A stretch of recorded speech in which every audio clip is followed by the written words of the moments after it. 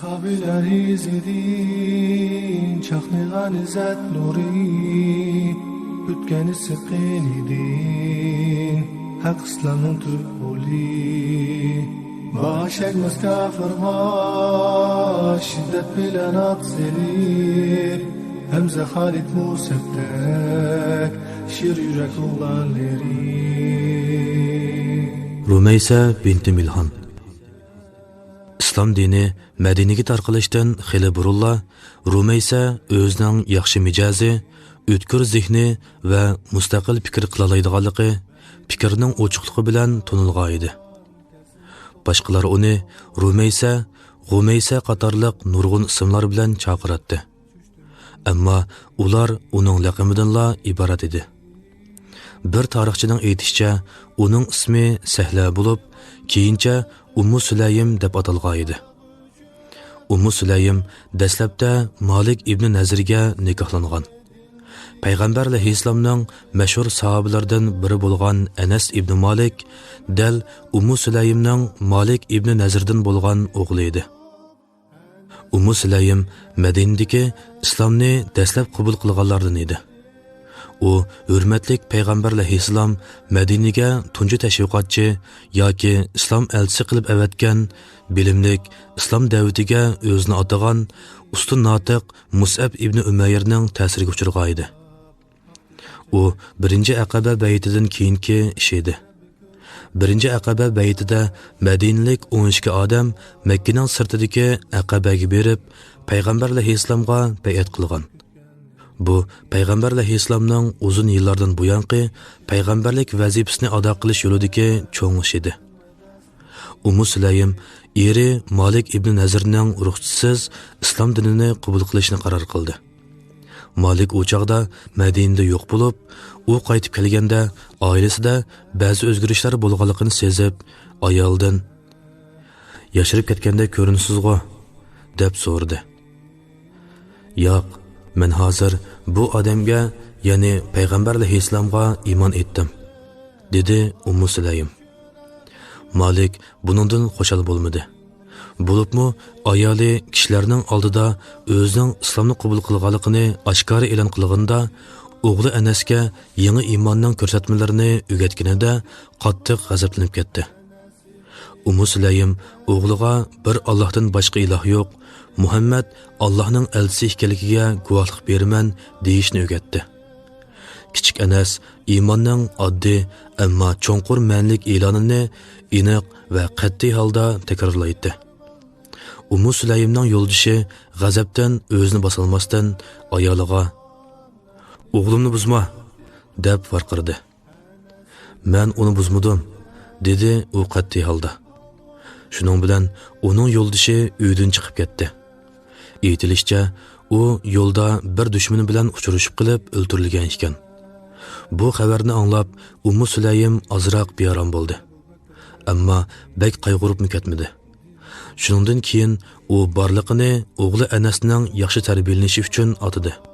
Hatto tarixchilar uning Anasning ma'qulligini olmay turib, qayta to'y qilmaganligini rivoyat qilishadi. Ummu Sulaymning tul qolganligini uqib, Abu Talha deb atalgan Zayd ibn Sahil uningga boshqalardan burunroq to'y qilish taklifi qo'yish qaroriga keldi. Ummu Sulaymning uni rad qilmaydiganligiga o'zining mutlaq ishonchi bor edi. Chunki u kuchlik, jasoratlik, nihoyatda boy, boshqalarning havasini qo'zg'aydigan hashamatlik o'ylari bor odam bo'lib, mahir chavandoz, usti marga edi. Texmi muhimi, u Ummu Sulaymga o'xshashla Banu Najjar jamoatidan edi. Abu Talha Ummu Sulaymning uyiga qarab mangdi. Yo'lda ketib o'tib, Ummu Sulaymning Mus'ab ibn Umayrning ta'sirida musulmon bo'lganligini esladi. "Undaq bo'lsa, nima bo'pti?" dedi u o'z-o'ziga. Uning yo'ldishimi koni dinning sodiq murti, Muhammadga va uning payg'ambarligiga qarshi chiqqan odam emasmidi? Abu Talha Ummu Sulaymning uyiga yetib keldi. Eshikni chekdi. Ummu Sulaym kirishga ijozat berdi. Uyda o'g'li Anasmi bor edi. Abu Talha o'zining kirish sababini aytib, uningga to'y qilish taklifini qo'ydi. "Ey Abu Talha, sizga o'xshash bir odamning taklifini rad qilmayman. Ammo siz kofir, Allohga ishonmaysiz. Shunga siz bilan to'y qila olmayman, dedi Ummu Sulaym. Abu Talha, ehtimol u mendimi bayroq, obro'liroq odamga ma'qul bo'lib bo'lgan. Shunglashqa lavzimni qaytarmoqchi bo'lyotdi, deb o'yladi. Ondan uningga: "Ey Ummu Sulaym, mening talabimni rad qilishga nima sababchi bo'ldi? Oq, seriq metallar emasdi?" deb oltin kumushni maqsad qildi. "Oltin kumush?" deb so'rdi Ummu Sulaym sal hayronlik aralashgan ayiblash ohangida. "Ha", dedi Abu Talha. Ummu Sulaym uningga: "Men sizga qasam qilib beray, ey Abu Talha. Men Allohga va Allohning payg'ambariga shundoq deb qasam beramanki, agar siz islom dinini qabul qilsangiz, men xushallik bilan hech qanday oltin kumushsiz sizning ayolingiz bo'lishga roziman. Men sizning islomni qabul qilishingizni o'zimning mehri qilaman", dedi. Abu Talha uning cho'nqur ma'nilik so'zlarini tushundi. U o'zining yog'ochdan yasab olgan o'z qabilasining kattaboshlari o'zlarining shaxsiy butlarga xlos qilib, muhofazat qilganga o'xshash, uningga ko'p vaqtini isrof qilayotgan butlarni asildi.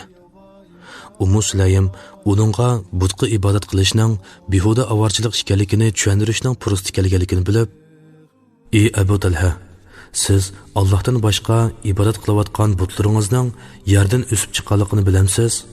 dedi. "To'g'ri", dedi Abu Talha.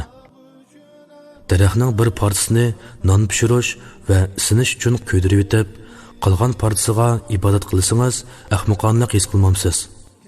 Ey Abu Talha, agar siz bunday ahmoqona e'tiqoddan voz kechib musulmon bo'lsangiz, men xushallik bilan sizning ayolingiz bo'lishga rozi bo'laman. Sizning islomni qabul qilishingizdan boshqa hech narsani talab qilmayman." "Undaqda kim menga islomni o'rgatadi?" deb so'radi Abu Talha. "Men o'rgataman", deb javob berdi Ummu Sulaym. "Qanday o'rgatasiz?" deb so'radi Abu Talha. "Iymon kalimasini aytib, bir Allohdan boshqa iloh yo'q ekanligiga, Muhammad alayhissalomning Allohning elchisi ekanligiga guvohlik berasiz.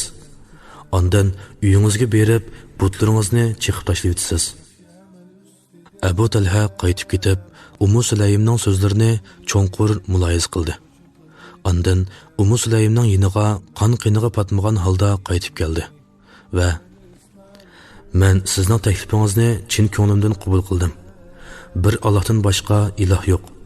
Muhammad alayhissalom Allohning elchisi deb guvohlik beraman", dedi. Shunday qilib, Ummu Sulaym bilan Abu Talhaning to'yi bo'ldi. Uning o'g'li Anas nihoyatda xushal bo'lib ketdi. Musulmonlar doim mundoq deydi: "Biz hozirgacha Ummu Sulaymninkidanmi qimmatliroq va yaxshiroq mehrni anglab boqmadik. U islomni o'zining mehri qildi." Ummu Sulaym o'zining bor kuchini va talantini islom ishlari uchun atagan yangi eridan nihoyatda xushallik his qildi. Abu Talha 2-chi Aqaba baytida payg'ambar alayhissalomga bay'at qilgan 73 odamning birisi edi. Yana bir rivoyatda uning bilan ayoli Ummu Sulaymmi bor edi. Uningdan boshqa ayollardan Nusayba binti Ka'b va Asma binti Amr qatorliqlarmi Aqabada payg'ambar alayhissalomga bay'at qilgan edi. Abu Talha payg'ambar alayhissalomga ajoyib ixlos qildi. Hatto payg'ambar alayhissalom uningga odatdagicha qarab qo'ysa, payg'ambar alayhissalomning shirin nutqlarini anglasa, to'limi xushal bo'lib ketadi. U barliq cho'ng g'azotlardan qilib qolmagan edi. Mol dunyoga o'zini urmagan, dunyo shahvatlariga va rohat farog'atga berilmagan holatda oddiy turmush kechirdi. U ko'p ro'za tutdi. Aytilishicha, uning Madinada xurmo va uzumlar bor, o'tirsida suv iqib turadigan katta bir mevlik bog' bor edi. Bir kuni u beg'idagi daraxtlarning soyasida namoz o'qiyotgan chog'da rangdor paylik bir qush uning oldidan uchib ketdi. Uning diqqati bo'linib ketib, qancha rakat namoz o'qiganligini eslay olmay qoldi. U namozni oyoqlashtirib, payg'ambar alayhissalomning qishig'iga kelib, ahvolni bayon qildi. Oxirida u mundoq dedi: ey Allohning payg'ambari, va'da beramanki, bu bog'ni Alloh taoloning yo'lida sadiq qilib o'taman. Abu Talha va Ummu Sulaym boshqalarga ulgu bo'larlik bir haqiqiy islomiy oila qurib, borliqni payg'ambar alayhissalomga, musulmonlarga va islom ishlariga beg'ishildi. Payg'ambar alayhissalom doim ularning uyiga kelib turadi. Ba'zida namoz vaqti kelib qolsa, Ummu Sulaym bergan bir palazning ustida namoz o'qiydi. Ba'zi tush vaqtlari ularning uyida yetib orom oladi.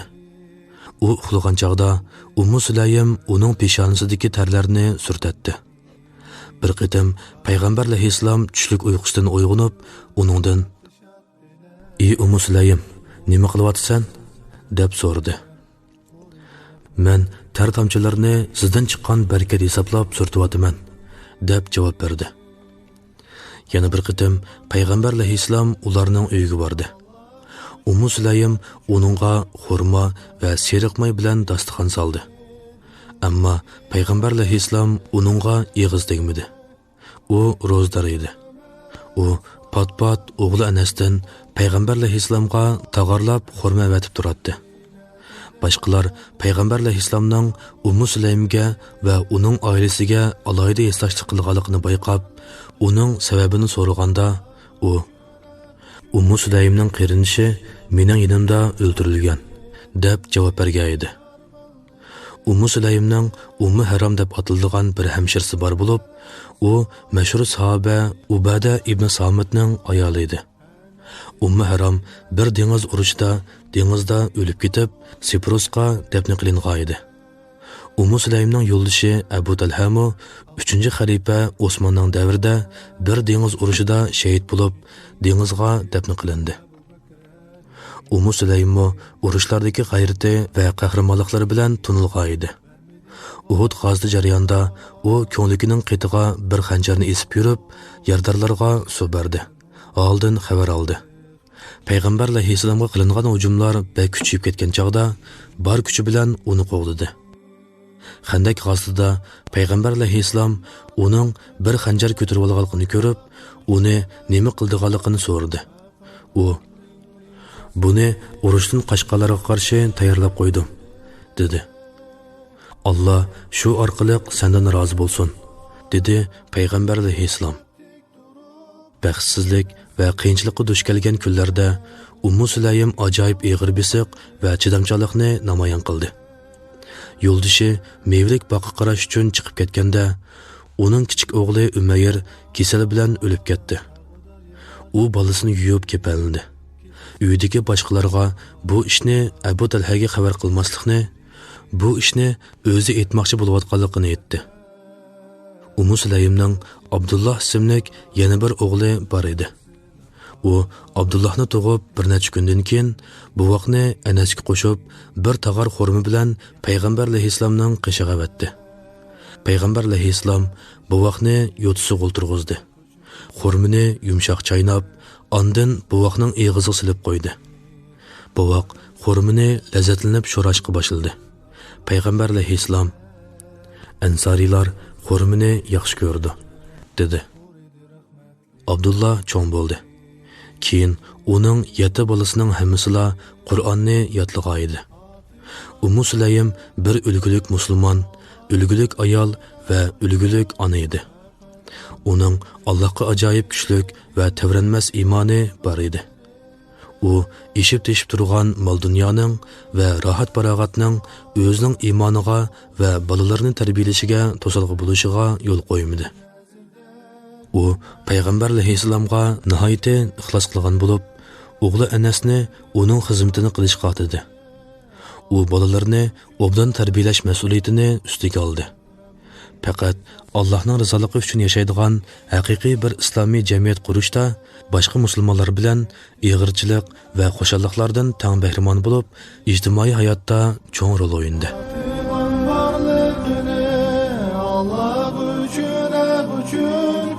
Faqat Rabbning rizasi dildagi armonlari